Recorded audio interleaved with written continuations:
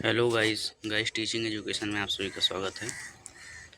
Guys आज हम बात करने जा रहे हैं डीएलएड सेकंड सेमेस्टर के पेपर थर्ड विज्ञान के बहुविकल्पीय प्रश्नों की दोस्तों, जिसमें आज ये लास्ट क्लास होगी। मतलब राजन सीरीज में जितने भी बहुविकल्पीय प्रश्न आपके दिए गए थे वो आज सारे खत्म हो जाएंगे दोस्तों। 4 क्लास हुई है, तीसरी मतलब 3 क्लास में 60 नंबर तक क्वेश्चन हुए थे। आज दोस्तों 86 यानी 86 नंबर तक क्वेश्चन हो जाएंगे।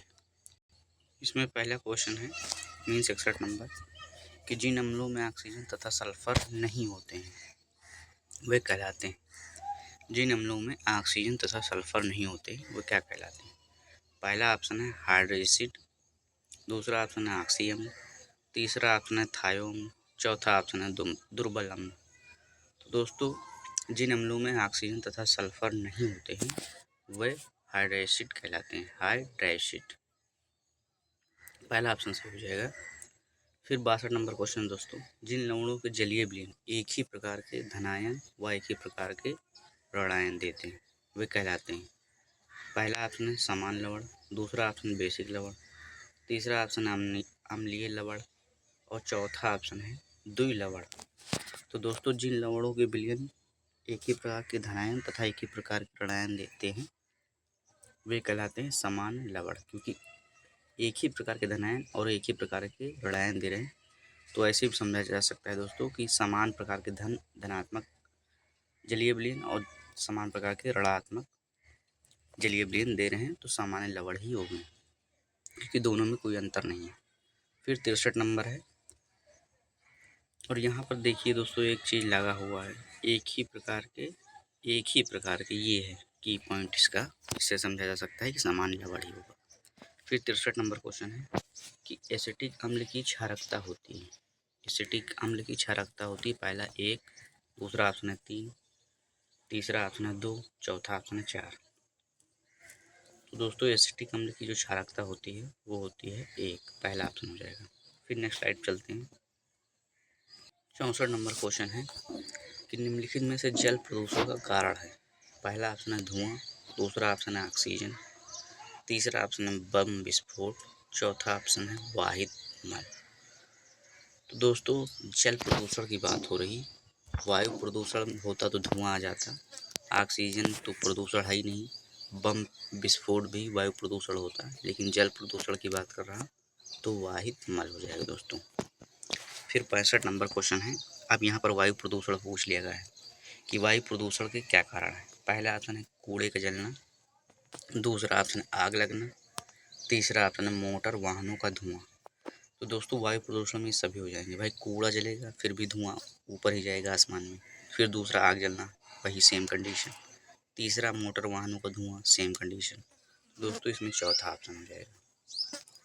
फिर 66 नंबर क्वेश्चन है कि निम्नलिखित में से कौन सी मानवकृत आपदा नहीं है। मतलब मानव के द्वारा जैसे क्या होता है दोस्तों, सूखा पड़ता है ये आपदा है एक प्रकार की, तो ये मानवकृत थोड़ा बहुत माना जा सकता है, पेड़ ना लगाना जैसे ये, लेकिन बहुत ज़्यादा नहीं है कि दोस्तों पूरी तरह से मानवकृत है।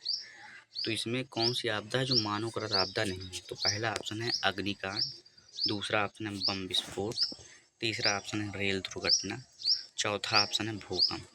दोस्तों ये सभी जो 3 हैं ये सभी मानवकृत होंगे। जैसे रेल दुर्घटना है तो भाई जो पायलट होगा उसकी लापरवाही से होगी रेल दुर्घटना, तो मानवकृत हो गया। फिर जैसे दूसरा ऑप्शन है बम विस्फोट। बम विस्फोट का मतलब जो ह्यूमन मनुष्य ने बनाए हैं, साइंस के द्वारा बम बनाए गए हैं, उनका विस्फोट तो जो होगा तो पूरा मानव पे जाएगा, क्योंकि उन्हीं के द्वारा बनाए होंगे। फिर पहला ऑप्शन अग्निकांड, मतलब आग लगना या कहीं, तो ये भी मानव से संबंधित है, ये कोई प्राकृतिक घटना नहीं। कहने का मतलब इसमें वैसी घटना बताना है आपको जो प्राकृतिक हो, मानवकृत हो। तो इसमें एक ही है भूकंप। भूकंप इंसान के बस का नहीं है, ये प्राकृतिक घटना है दोस्तों, इसलिए भूकंप हो जाएगा। बाकी जो तीनों हैं ये मनुष्य कर सकता है और करता है। फिर दोस्तों नेक्स्ट स्लाइड चलते हैं। 67 नंबर क्वेश्चन है, 2016 में आया हुआ क्वेश्चन है कि निम्नलिखित में से भौतिक परिवर्तन है। दोस्तों इसमें 2 परिवर्तन है आपको उसमें 4th सेमेस्टर में, भौतिक परिवर्तन और रासायनिक परिवर्तन। और दोस्तों सबसे अच्छी ये बात है कि सेम यही पॉइंट आपको सीटेट में देखने को मिलेगा कि भौतिक परिवर्तन क्या है, रासायनिक परिवर्तन क्या है। उसमें ऑप्शन बताता है कि जैसे घी का मोम है, कागज जलना है, लोहे में जंग लगना है, ये सब क्या है। तो दोस्तों जैसे लोहे में जंग लगना ये रासायनिक परिवर्तन है, लोहे में जंग लगना ये भौतिक परिवर्तन नहीं है, ये रासायनिक परिवर्तन है। और जैसे घी का मोम जलना ये है भौतिक परिवर्तन। भौतिक परिवर्तन में दोस्तों पदार्थ की अवस्था नहीं बदलती, वही रहती है। और जो रासायनिक परिवर्तन होता है उसमें अवस्था बदल जाती है। जैसे जंग लगेगा तो जो लोहा होगा उसका भार बढ़ेगा क्योंकि उसमें ऑक्सीजन आ जाती है दोस्तों, तो उसमें परिवर्तन होता है। पहला ऑप्शन है दोस्तों इसमें दूध से दही का बनना, दूसरा ऑप्शन है गन्ने के रस से सिरका का बनना, तीसरा ऑप्शन है बल्ब का जलना और चौथा ऑप्शन है कागज का जलना। तो दोस्तों यहीं से आप देख लीजिए, इसमें रासायनिक परिवर्तन के 3 उदाहरण आपको मिल जाएंगे क्योंकि एक ही भौतिक परिवर्तन का बताना है और बाकी जो 3 हैं वो रासायनिक परिवर्तन के उदाहरण है। तो इसमें जो तीसरा पॉइंट है कि बल्ब का जलना, ये है भैया भौतिक परिवर्तन। मैंने बताया था दोस्तों कि इसमें कोई परिवर्तन नहीं होता। जो अवस्था जैसे बल्ब है, बल्ब जली फिर आपने बंद कर दिया तो बल्ब सेम रही, उसमें कोई परिवर्तन नहीं हुआ।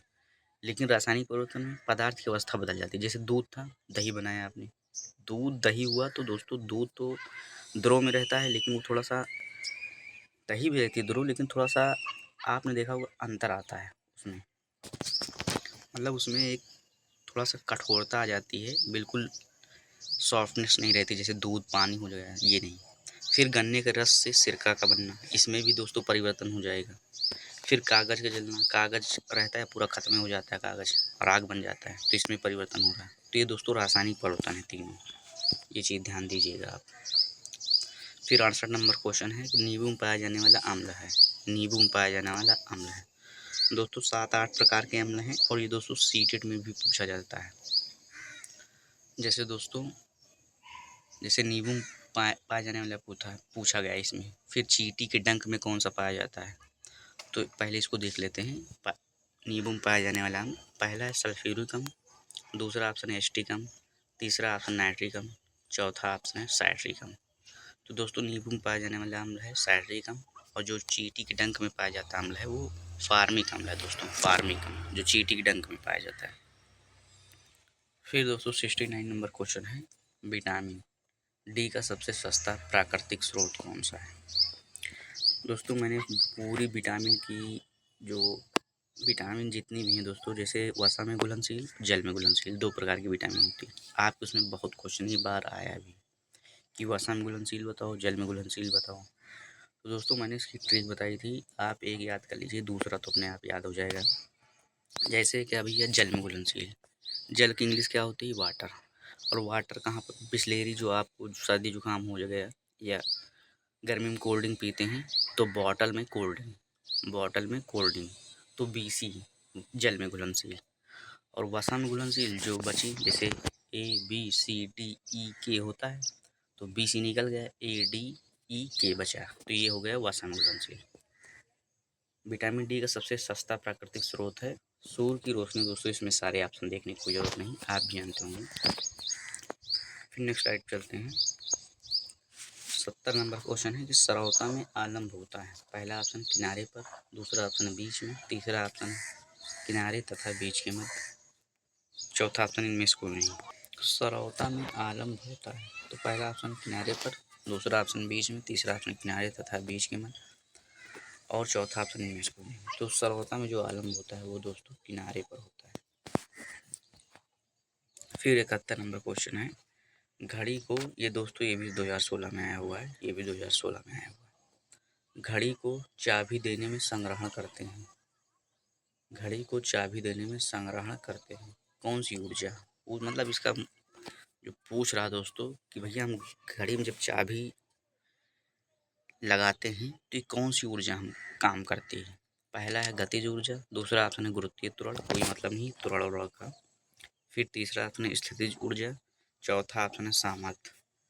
तो दोस्तों जब घड़ी को चाबी देने में संग्रहण करते हैं जो उसमें ऊर्जा काम करती है वो होती है गतिज ऊर्जा।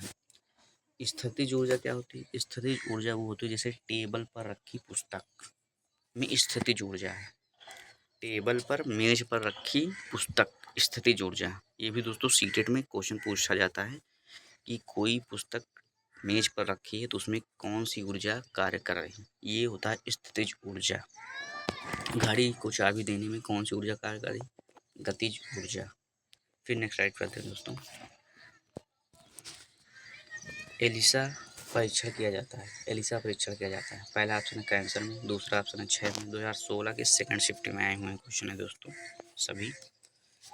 एलिसा परीक्षण किया जाता है, पहला ऑप्शन कैंसर में, दूसरा ऑप्शन है 6 में, तीसरा ऑप्शन एड्स में, चौथा ऑप्शन टाइफाइड में। दोस्तों एलिसा परीक्षण किया जाता है भैया एड्स में। एड्स बहुत खतरनाक बीमारी है दोस्तों। इस समय आप लोगों ने सुना होगा एक यूनिवर्सिटी है दोस्तों, उसमें 1800 से कि 2000 तक करीब छात्रों को एड्स हो गया है।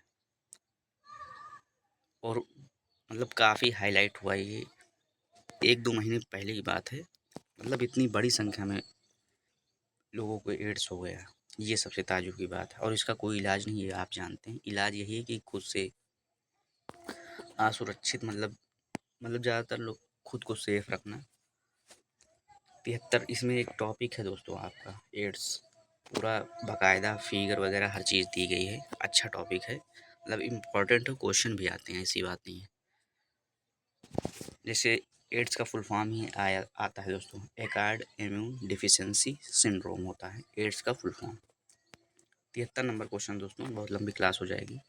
नाइट्रोजन अणु में होता है, पहला ऑप्शन है त्रिक आयनिक बंध, दूसरा ऑप्शन है एकल सह संयोजी बंध, तीसरा ऑप्शन है द्विक सह संयोजी बंध, चौथा ऑप्शन दोस्तों माफ कीजिएगा त्रिक सह संयोजी बंध। तो नाइट्रोजन अणु में होता है भैया त्रिक सह संयोजी बंध। फिर 74 नंबर क्वेश्चन है, किसी तत्व का परमाणु क्रमांक 15 तथा द्रव्यमान संख्या 40 तत्व के परमाणु के नाभिक में न्यूट्रॉनों की संख्या होगी दोस्तों 25 हो जाएगी। इसमें नेक्स्ट आगे चलते ये सॉल्व करना पड़ेगा। अभी इसमें लिखने में थोड़ा प्रॉब्लम होती है मुझे, इस वजह से सॉल्व नहीं कर सकते। छोटे मोटे हो तो लिख देते हैं। 75 नंबर क्वेश्चन दोस्तों, दाएं नीले से अशुद्ध रुधिर किस अंग में चला जाता है। दाएं नीले दोस्तों, आपने रुधिर जो रक्त परिसंचरण तंत्र में आता है दोस्तों, इसके अंतर्गत दोस्तों इस सीटेट में भी बहुत इंपॉर्टेंट है यही रक्त परिसंचरण तंत्र टॉपिक, ये उसी के अंतर्गत है क्वेश्चन, दाया नीले बाया नीले। फिर दोस्तों उसमें शुद्ध रुधिर अशुद्ध रुधिर ये सब बहुत इंपॉर्टेंट टॉपिक हैं। ये दोस्तों 2016 में आया हुआ क्वेश्चन है, ये 2017 में आया हुआ है। तो दाएं नीले से अशुद्ध रुधिर किस अंग में चला जाता है। पहला ऑप्शन फेफड़ा, दूसरा ऑप्शन हृदय, तीसरा ऑप्शन त्वचा, चौथा ऑप्शन है यकृत। तो दोस्तों दाएं नीले से अशुद्ध रुधिर फेफड़े में जाता है, फिर फेफड़े में शुद्धिकरण हो गया, फिर बाएं नीले में, फिर यही प्रक्रिया चलती रहती है दोस्तों। 76 नंबर क्वेश्चन दोस्तों, पेट्रोल में होती है ऊर्जा, इसमें पूछ रहा है दोस्तों पेट्रोल में कौन सी ऊर्जा होती है, साफ साफ है। पहला ऑप्शन यांत्रिक ऊर्जा, दूसरा ऑप्शन विद्युत ऊर्जा, तीसरा ऑप्शन है ध्वनि ऊर्जा, चौथा ऑप्शन रासायनिक ऊर्जा। तो दोस्तों मैंने बताया था अभी इससे पहले कि भौतिक परिवर्तन रासायनिक परिवर्तन, तो इसमें पदार्थ की अवस्था बदल जाती है। जैसे पेट्रोल गैस अवस्था में रहता है, वो माफ लीजिएगा द्रव अवस्था में रहता है, लेकिन जब इसकी ऊर्जा संचित होती है मतलब जहाँ हम यूज करते हैं तो ये ऊर्जा मुक्त हो जाती है और इसकी अवस्था बदल जाती है। तो दोस्तों इसमें रासायनिक ऊर्जा काम करती है। फिर 77 नंबर क्वेश्चन है, निम्नलिखित में से चूना पत्थर का रासायनिक सूत्र, चूना पत्थर का रासायनिक सूत्र। पहला ऑप्शन है Na2CO3, दूसरा ऑप्शन CaH4, तीसरा ऑप्शन है CaO, चौथा ऑप्शन है CaCO3। तो चौथा ऑप्शन हो जाएगा चूने पत्थर का रासायनिक सूत्र CaCO3। फिर नेक्स्ट स्लाइड चलते हैं दोस्तों। आज हमने सारे क्वेश्चन एक ही क्लास में ले लिए, खत्म हो जाएगा दोस्तों। 78 नंबर क्वेश्चन है, 2017 में आए हुए क्वेश्चन दोस्तों। सोलर सेल में मुख्य रूप से ऊर्जा का रूपांतरण होता है, प्रकाश ऊर्जा विद्युत ऊर्जा में नहीं। फिर दूसरा देखते हैं दोस्तों, सोलर सेल में ये चीज़ हमने ध्यान नहीं दिया दोस्तों। सोलर सेल की बात कर रहा हूँ, मतलब सूर्य से जो ऊष्मा ग्रहण की जाती है उसकी बात कर रहा हूँ। फिर दूसरा ऑप्शन है प्रकाश ऊर्जा का रासायनिक ऊर्जा में, तीसरा ऑप्शन है रासायनिक ऊर्जा का प्रकाश ऊर्जा में, चौथा ऑप्शन है ऊष्मीय ऊर्जा का प्रकाश ऊर्जा में। नहीं भैया, जब सोलर सेल की बात कर रहे हैं तो जो प्रकाश से ऊर्जा होती है उसको विद्युत ऊर्जा में परिवर्तित करते हैं, पहला ऑप्शन ही हो जाएगा हमारा इसमें। सोलर सेल जानते होंगे आप, इसमें दोस्तों सूर्य से ऊष्मा लेकर उसको विद्युत ऊर्जा में परिवर्तित किया जाता है। 79 नंबर क्वेश्चन दोस्तों, पेलेग्रा रोग निम्नलिखित में से किस विटामिन की कमी से होता है? ऑप्शन पहला है ए, फिर दूसरा है बी, सी, डी। दोस्तों विटामिन बी की कमी से होता है पेलाग्रा रोग। 80 नंबर क्वेश्चन देखते हैं दोस्तों, जड़ों द्वारा वर्धी प्रजनन होता है। 2017 में आए हुए क्वेश्चन दोस्तों, जड़ों द्वारा वर्धी प्रजनन होता है आलू में, शकरकंद में, अदरक में, गन्ना में। तो दोस्तों जड़ों द्वारा वर्धी जो प्रजनन होता है शकरकंद में होता है। फिर 81 नंबर क्वेश्चन है, वह उत्तोलक जिसमें आलम एवं आयाम के मध्य भार है। तो मैंने बताया हुआ दोस्तों आप सभी को कि उत्तोलक जो हैं 3 प्रकार के होते हैं, प्राथमिक, द्वितीयक, तृतीयक। तो इसमें वह उत्तोलक जिसमें आलम एवं आयाम के मध्य भार है। पहला ऑप्शन है हैंडपम्प, दूसरा ऑप्शन चाकू, तीसरा ऑप्शन ट्राली, चौथा ऑप्शन पावर। तो भैया ट्राली हो जाएगी, जिसमें आलम एवं आयाम के मध्य भार है, ट्राली। नेक्स्ट राइट करते हैं दोस्तों, विद्युत ऊर्जा को यांत्रिक ऊर्जा में परिवर्तित करता है। 2018 में आया हुआ क्वेश्चन दोस्तों, पहला ऑप्शन है डायनमो, दूसरा ऑप्शन है सोलर सेल, तीसरा ऑप्शन है विद्युत मोटर, फिर चौथा ऑप्शन है सितार। दोस्तों इसमें ध्यान दीजिए कि ऑप्शन गलत दिया गया है।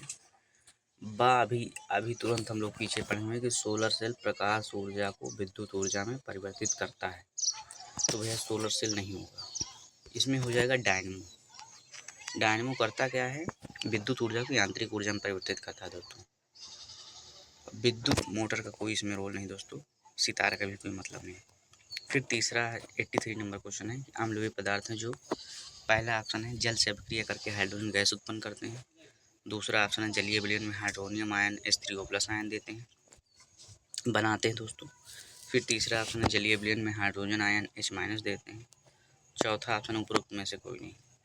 तो अम्लवीय पदार्थ हैं जो जलीय विलयन में हाइड्रोजन आयन H- देते हैं, तीसरा ऑप्शन हो जाएगा दोस्तों इसमें। 84 नंबर क्वेश्चन दोस्तों, 2018 में सभी आए हुए क्वेश्चन दोस्तों, कि विटामिन सी का रासायनिक नाम। दोस्तों सारी विटामिन के मैंने रासायनिक नाम उसमें बताए हैं, A, B, C, D, E, K। तो इसमें सी का पूछा गया है कि सी का रासायनिक नाम क्या है। तो जो रेटिनॉल होता है दोस्तों पहला ऑप्शन इसमें, फिर एस्कॉर्बिक अम्ल है, फिर थायोमीन है, टोकोफेरॉल है। दोस्तों इसमें सी का जो रासायनिक नाम हो जाएगा एस्कॉर्बिक अम्ल हो जाएगा सी का। फिर 85 नंबर क्वेश्चन है, द्वितीय श्रेणी का उत्तोलक। मैंने अभी बताया दोस्तों 3 प्रकार के उत्तोलक आपके उसमें दोस्तों, प्राथमिक, द्वितीयक, तृतीयक। अब यहाँ द्वितीय श्रेणी का उत्तोलक पूछा गया है कि कौन सा है। पहला ऑप्शन है कैंची, दूसरा ऑप्शन है हैंडपम्प, तीसरा ऑप्शन है सरौता, चौथा ऑप्शन है दोस्तों चिमटा। तो दोस्तों अभी पूछा गया कि सरौता में जो, एक मिनट इसमें पूछा गया है, एक मिनट दोस्तों,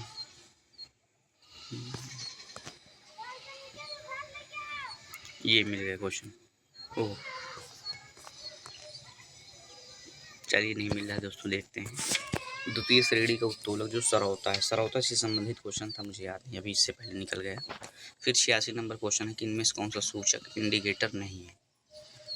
कौन सा सूचक इंडिकेटर नहीं, पहला ऑप्शन लाल लिटमस, दूसरा ऑप्शन मिथाइल ऑरेंज, तीसरा ऑप्शन फिनोक्सिलिन, चौथा ऑप्शन है एंटासिड। जो कौन सा सूचक इंडिकेटर नहीं, ये हो जाएगा एंटासिड।